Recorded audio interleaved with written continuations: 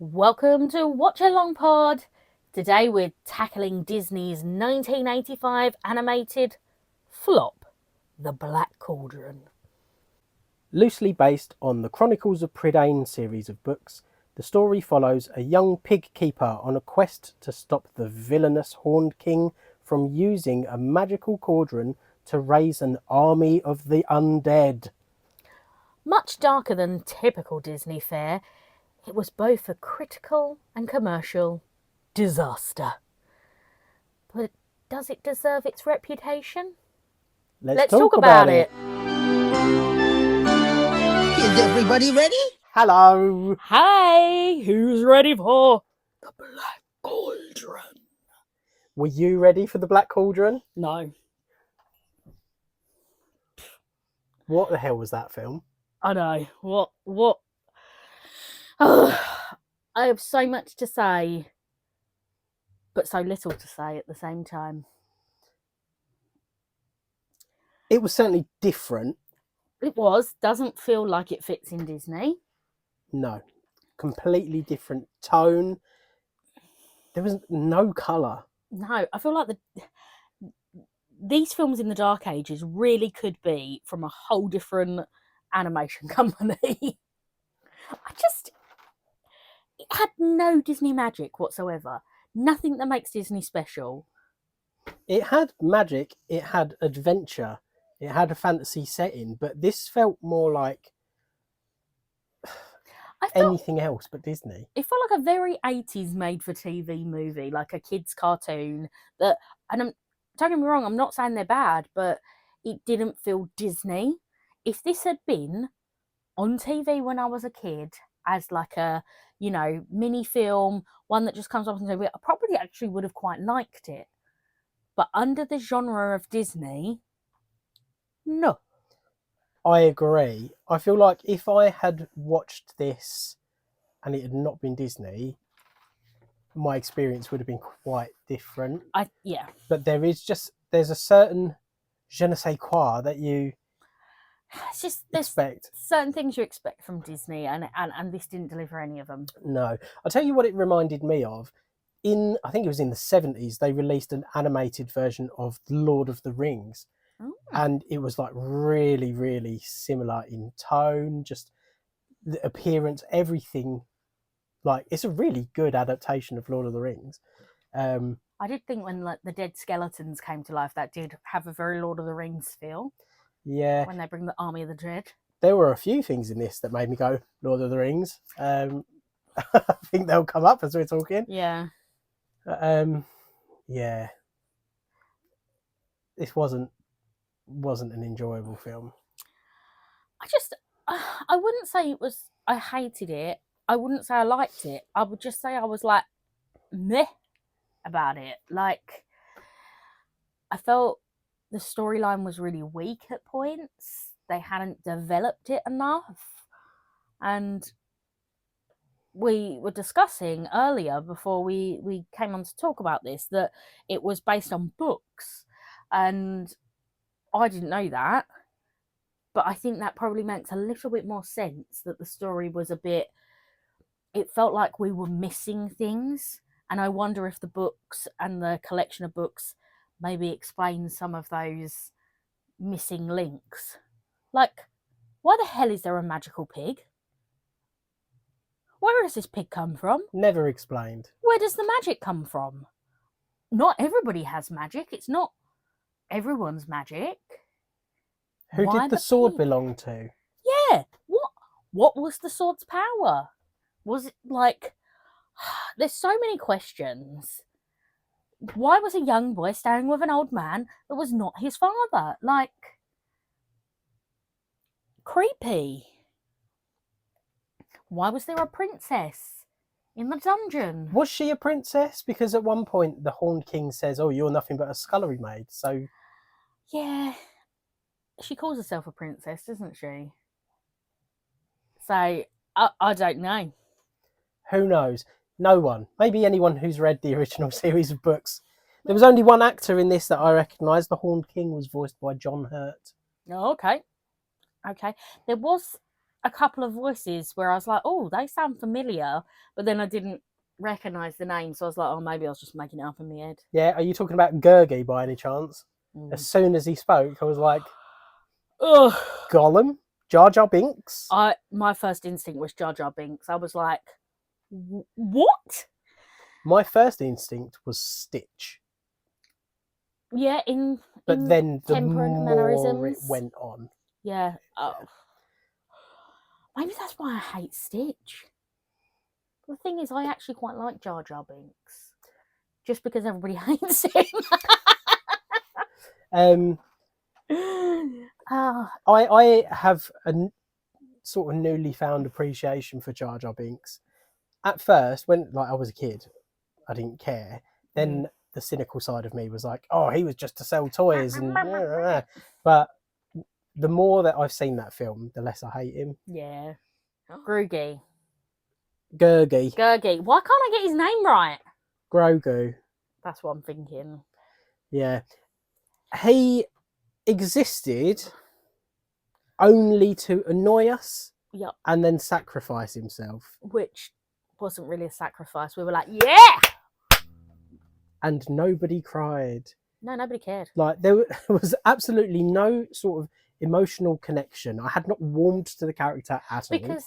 I think because the characters didn't warm to him either. They kept dismissing him and like, ugh, you're annoying, go away. And then he sacrificed himself and suddenly they were like, ah! And I'm like, you didn't like him. Don't be fake friends. Can I just talk about how so woe is me he was before he sacrificed himself? Yeah. Oh, Taran have lots of friends. I've got no friends. Yeah, boo-hoo, cry about it. Jump in the pot. But when they, obviously at the end, when they decide to bring him back to life, I was shouting at the screen, choose the sword. It's much better. So much cooler than him. Yeah. What's he going to do? Just get on your nerves again? And then run away when there's danger. I mean, speaking of the sword, that was so overpowered. When Taran first gets that, I didn't feel like he earned anything because it was kind of like the sword was carrying him. Do you know what I mean? It was. Yeah, it's sort of like, first of all, oh, is this going to be Sword in the Stone? Is it going to be like the sword chose him and he's got this great destiny and he's going to rise up and all of this stuff? We're going to find out that the sword belonged to the original sorcerer who trapped the Horned King, and that's the only way to to kill the Horned King. Nah, it meant absolutely nothing. No, that sword is pointless. Well, no, that's our point. No, I mean, yeah. So at one point, the witches take the sword away. They bargain in exchange for the Black Cauldron. They take the sword, which you would think would leave Taran and his friends in quite a vulnerable position. I mean, they do get captured, but I sort of felt like the witches were like going, we're going to get the sword, and they were almost talking as if that without the sword, everything was going to fall apart and they would be able to rise up with the Horned King, or even they'd be able to overtake everything. Nothing happened. No, they stuck it in their broom cupboard and that was it. Until it was time to trade back. I just wanted a shiny trinket. They could have taken the harp. Very weird. It was weird. And that's where I felt like the story really fell down. At first, I felt like, okay, they're building that there's a mystery here. There is, a history of something's happened. And I thought as Taran was getting closer to finding the as Taran was getting closer to finding the Black Cauldron, we were going to unravel that mystery and find out about, he would meet people and that he would find out more about how the Horned King came to be and what happened and how he needed to, kill him and all of that stuff. None of that happened. Nope. And I was like, all right, no, okay. Don't really understand who the Horned King was. Like, No, they don't tell us who he is or why he's trying to do this, does he? no. Apparently, in the books, he's not even the main bad guy. What? Yeah. He's the Black Cauldron, the bad guy. I don't know, and I don't want to find out. No, So, me either. If you know the answers, don't put it in the comments. I don't want to know. We got to talk about the titular Black Cauldron. 1,000 years ago, the spirit of an evil sorcerer was put into the thing, and it's a big scary thing, and the horned king wants to raise an army of the dead using this thing. They used the Black Cauldron as the biggest MacGuffin from the very start of the film all the way to the end, and it's just over like that. Yeah, there's no... I mean, what even happened to the cauldron? Nothing happened to the cauldron. It went into the sea, didn't it? It just sort of felt very anticlimactic at the end, and like it felt like when Grogu, whatever his name is, Gurgi. when Gurgi sacrificed himself, I thought that was going to be like a really big moment, like there'd be like a big bang and everybody, you know, that would be like the dramatic, and they'd be left winning but weeping at the same time. But no, that he didn't even win at that point. There was still some more stuff happening, but then it sort of became anticlimactic when the Horn King got like pulled into it, and it felt like they were trying to focus more on making it scary with some special effects, like when the flaming skull came out of it, and you know, it felt like they were more focused on making those things scary than actually developing a plot on a storyline, or withdrawing from the source material and actually making it something that made sense. But I was just a bit like at the end when they won and then the witches came back, I was like, oh, there's still more? Oh, they've already won. And then that was over and he had his Dobby moment, you know. And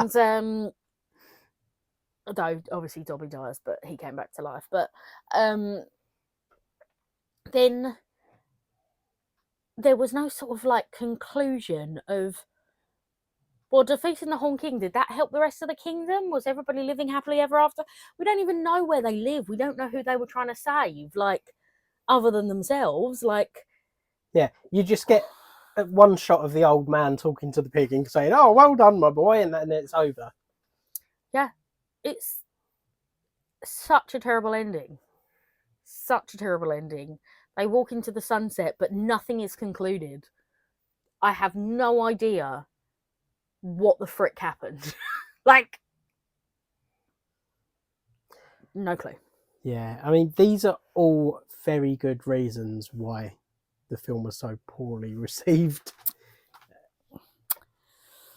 I think it was just a bit too scary for the audiences this should have been aimed at.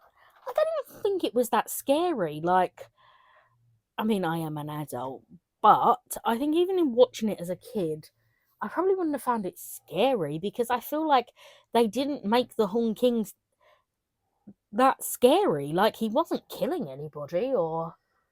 Well, I disagree. There were a lot of sort of visuals that I think to a very young child would have... A very young child, stuck. yeah. But I felt that this probably would have been aimed at, like, 8 to 10-year-olds. Yeah, well, it was the first Disney animated film to get PG rating. So, yeah, it would have been aimed a little bit older, but that is still just parental guidance. That's not like 12. It's not like no kids allowed. Well, it wasn't. Clearly not a 12. Oh, that's scary. No, but I mean, like, there were just things that I think for a lot of children, they would have left a mark. Like the flaming skull that came out of the cauldron. There's one shot, a close-up of the Horned King's face where it's pretty much just these red glowing eyes that you can see. Yeah, I wouldn't have loved it. But I've watched things like He-Man and stuff, and that was much scarier for kids. I don't remember He-Man being scary. Skeletor is scary. He's not. He's so camp. Skeletor is scary. Ah! No, the live-action Skeletors are real scary. Have you ever seen the live-action He-Man? Yes, I have. Yeah, I mean, I love it, but live-action Skeletor I would love to rewatch that at some point. is freaky. That's got Courtney Cox in it. Has it? She's one of the main characters I in never it. realised that. Oh my god. Oh, I love live-action He-Man. Yes, gonna watch that soon. That and Robin Hood Men in Tights. Yeah. We should do an Watch Along alternative. Pod should be every film that we say, oh, you need to watch that, and then we go and watch them afterwards. Yeah. All right, we'll have to write down. That can be I'm not the watching next... all of those different versions of No, but Cinderella. our next watch along can be all alternative versions of the movies. Yeah, I'll be up for that. Okay. We've got a plan. When we get to Oliver and Company, we just watch Oliver. Yeah, we have lots and lots of different ideas for what comes next with Watch Along Pod, so it's going to be interesting deciding on that. But If it ever happens. if we ever reach the end of this one. Right, reel it back in. So, if audiences thought this was scary, it could have been a whole lot worse. Okay. Reportedly, Tim Burton did loads of concept art for this, and it was so freaky that it was all screwed up and thrown away. I guess if it was Tim Burton, it wouldn't necessarily have been like scary. It would have been like weird and like almost like I can't explain his kind of like, it's so weird it's scary. But another reason that this film could have been so much worse is that about 12 minutes of footage were removed because the studio thought it was too much. The scene at the end where the army of the dead rise up, what we see in the final version of the film is them walking across a bridge before just crumbling because the magic's been lifted. But it's very unintimidating. Yeah, what we had before, before it was removed, was the army of the dead attacking living soldiers and ripping the flesh from their bones. More dramatic. Yeah, there are some still images that have been released if you want to look them up. I don't know if you'll want to put them on screen for people. That might be a bit too much for our audience. They're not that bad, but I think in full motion it would have been too much for this child-friendly movie. Yeah. I don't think it's anybody friendly, this movie. It's just poo. There were a couple of points during the film where I was like, I'm into this. I think it had some potential there. I think clearly there are some great things about the books that they took the story from, but I feel like, I don't know the source material, but it feels like this film cannot in any way, shape or form do the source material justice, because it's just so poorly explained and nothing's hashed out or anything, and that's but it's like, if we go back to Lord of the Rings, imagine they only made one Lord of the Rings film. It would be awful. And it was the second film, but they tried to cram in all of the context from the first film. Or they tried to put all of them into one film. Yeah. Terrible. It wouldn't be the same. Or they tried to do a much shorter book in 3 movies. Oh, wait. The Hobbit. That was terrible. So yeah, there were a few things in this film that I really liked. Namely, I liked the use of CG and different types of animation. I thought that made it really interesting. Yeah. This was, fact fans, the first Disney animated movie to use CGI. Woo! It was only the first by a technicality because it was released before the next film, Basil. Basil, the Great Masked Detective. They're both being developed at the same time. They both use CGI, but this one was released first. Another nice little fact is one of the effects that they used was a recording of dry ice, and then they changed the hue to green and had that pouring out of the cauldron. That same dry ice footage was used in Beauty and the Beast during the Beast transformation scene, but they just left it as the original colour. And much better scene. Oh, definitely, much better film. By a billion miles. I loved the darker sort of look of this, although it meant that there wasn't much colour to enjoy. I just felt that they created this horrid world really well. They set it up really well. It meant that they got to put together some really good artwork. Like, there's a bit where he's climbing the outside of the castle, and I just thought it was beautiful. I think the thing for me that I did enjoy about this film, I did like the characters. I thought that as much as they could have done with some more character development, I thought they were sort of interesting in their own right, sort of the main three. Not Gurgi? Gurgi, not Gurgi. Kill him. What was Gurgi? I googled this because I didn't know, and somebody said he was like a dog monkey mix. Right, so there's no answer. No, I was like, I suppose there might be some kind of Welsh. There might be some kind of Welsh like folklore creature. Yeah. I mean, they had fairies, so yeah. No. I mean, Snap, Crackle, and Pop. Yeah. Oh, and then the grumpy fairy. Oh yeah, he was grumpier than Grumpy, wasn't he? Yeah. But I did like Taran. I thought that he had very much an Arthur feel to him, where it was all sort of, everything was sort of by accident and a mishap, and nothing was intentional. He was just sort of like thrown into things and just was like, ah. Yeah, he wasn't a brave, heroic hero, was he? No.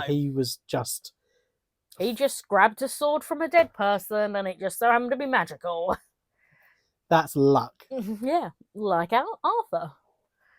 And I think the whole way through, he's just sort of like stumbling along, trying to find his way through.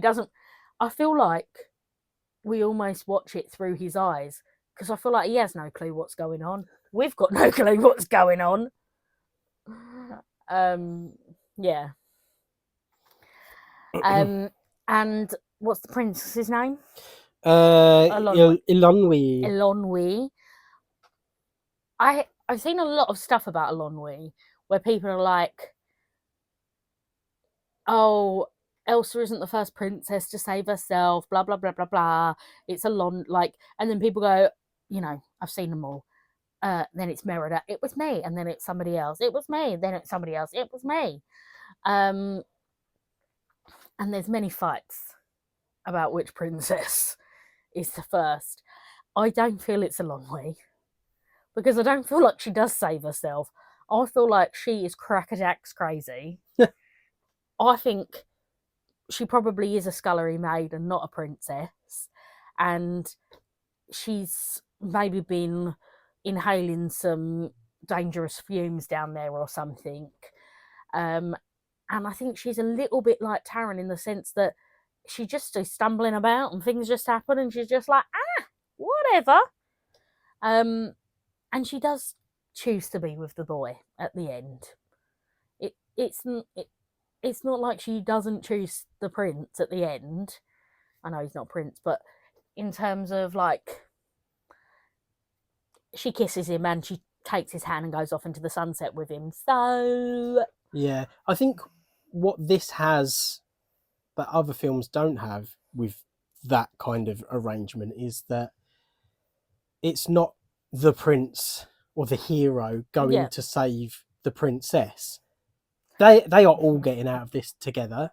They're all in danger, so it's But kind I of don't think that when you actually analyse it, apart from some of those very early ones of the prince saving the princess, which, yes, is your Sleeping Beauty, somewhat Cinderella. She goes to the ball. He don't come, you can argue that either way.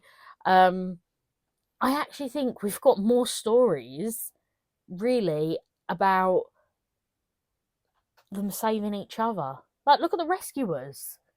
She brings him along, doesn't she? And they go and save somebody together. And I think that there's this weird concept that we've sort of got stuck with, that it's, oh, the prince saves the princess, when actually, when you look at most stories, that's actually not what happens. Like, that's not what happens in Little Mermaid. It's actually Ariel who saves them all from Ursula. That's not what happens in Beauty and the Beast. Belle saves the prince because she falls in love with him. She actually ends up saving his life. Yeah. My point is that I think we have a lot more stories about people saving each other rather than just the princess getting saved by the prince. And I think this one is just another one in a long line of they just all sort of help each other out. Like, no one of them is really the hero. No one of them, really is more important than the next. If you took one of them out of the equation, they probably would have died.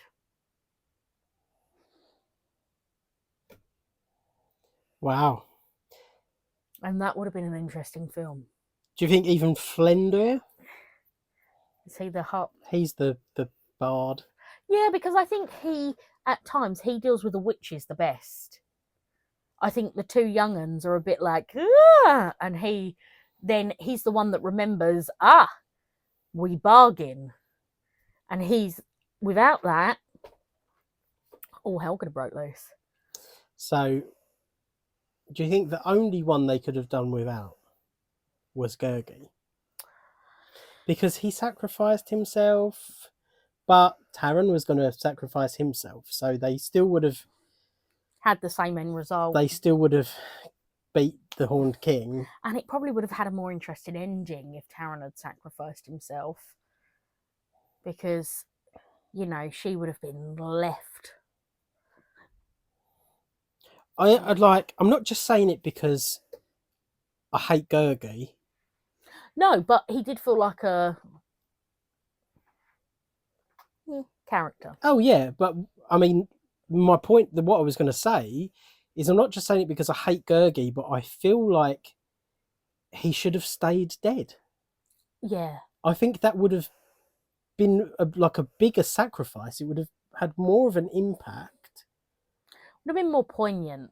Yeah, that's the word I was looking for. It would have been a learning experience for the two young people about sacrifice and love. He would have been remembered. And they could have gone on to live their life for him. And we wouldn't have had to hear his voice again. Until Star Wars Episode 1. So, there was one other interesting thing about the end of this film. Did you notice what happened at the end of the film? What, the pig? After that? The credits? The credits were at the end of the film. It's the first time. Usually they're at the start. Was it the first time? Yeah, I think so. I think you're right. Usually, what was the last film? Fox and the Hound.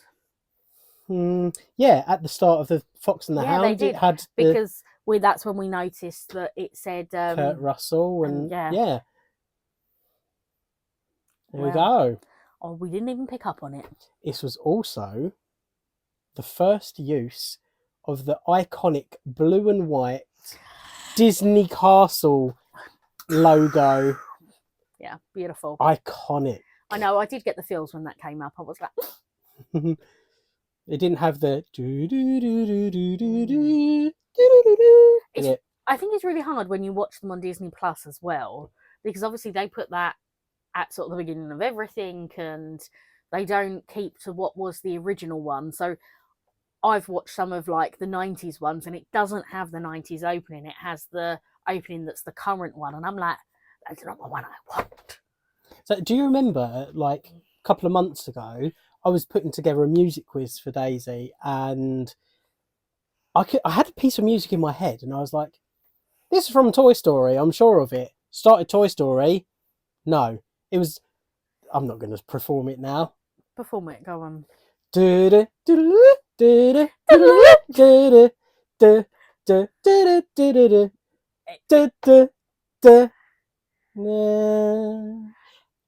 A very good rendition, to be fair. Thank you, thank you. That's what he sent me on a voice note. Went on Disney Plus, it wasn't there. And we spent how long trying to figure out what it was, and then you went on YouTube. Well, Nick sent me a voice note and was like, what's this from? And I was like, I'm pretty sure it's Toy Story. And he was like, no, I've checked, it's not Toy Story. And I was like, that is Toy Story. That's how I remember the opening to Toy Story. And then I checked on Disney Plus and I was like, that's not the right opening. So I had to go into the deep dive of YouTube and find someone who had uploaded the original opening.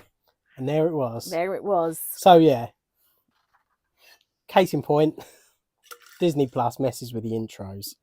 And I think that's a bit of a shame because there's kind of a preservation thing there. Disney, can you change it back, please? Yeah, give us the option. Yeah. Original intro, new intro. I think we have made our thoughts and feelings clear on this film. So I think it's time to look at where we're going to put it on the boards. Let's do it. We have something to do first, though. So, last week, we had to put a placeholder in for Fox and the Hound because I hadn't got the cards ready. So we will move this one now. And we will place the correct one there. Oh, much better. The Fox and the Hound at 76. There we go. Right. Small card this week. The Horned King there. The Horned King. He does look a lot like Skeletor. You took those horns off, that's Skeletor. Yeah, he's got the wrong colour scheme, but... Or maybe it's Skeletor's brother. Maybe that's the backstory we're not hearing. Wow. Half brother, maybe. Yeah. Because the horns came from somewhere. I mean... This is really difficult, I'd actually. rather watch the rescue ones. I don't know. I found it as enjoyable as The Rescuers, I think. What about Ichabod? I mean, there's a reason we put that above The Rescuers. Or The Rescuers below that. Is 80 the last number? No. We have another board. Hold on, folks. We have Fantasia. Oh, yeah. How could I forget? So it's definitely, for me, it's not as low as Fantasia. No. But do we feel we need to move Ichabod and Rescuers down? No. Or are you thinking we're going to fill in this gap of 78? You want to fill that gap in, don't you? I don't, because I think it's lower. You think it's lower than Rescuers. Shall we go with 81? Because for me, it was kind of on par with Rescuers. Yeah. I just think because Rescuers has songs, I would just slightly prefer it. Okay, yeah, that's valid. I will give you that. Black Cauldron. 81. I mean, you've just mentioned songs. We didn't even talk about that. I can't believe this film hasn't got any songs. I know, it's so boring. That's got to be the first one in the entire list, surely. Yeah, probably. Does Basil have any songs? I don't remember. I don't know. No, Basil the Great Mouse Detective is next week, so we will find out. We will find out. We will be dressed as Holmes and Watson. I'm Sherlock. Okay, You can be Watson. that's fine, because I have a bowler hat. Ah, perfect! I don't have a deer stalker, but we'll figure it out. We'll figure it out. I have got a pipe! Everything's falling into place. Oh. So, shall we try something else? Daisy? No, I'll save this for next week. I'll save it for next week. Oh, ominous. Suspense. The suspense will kill me. Well, all that's left to say is remember, you're never too old to be young. Toodaloo. Bye. Pip, pip. Is everybody ready?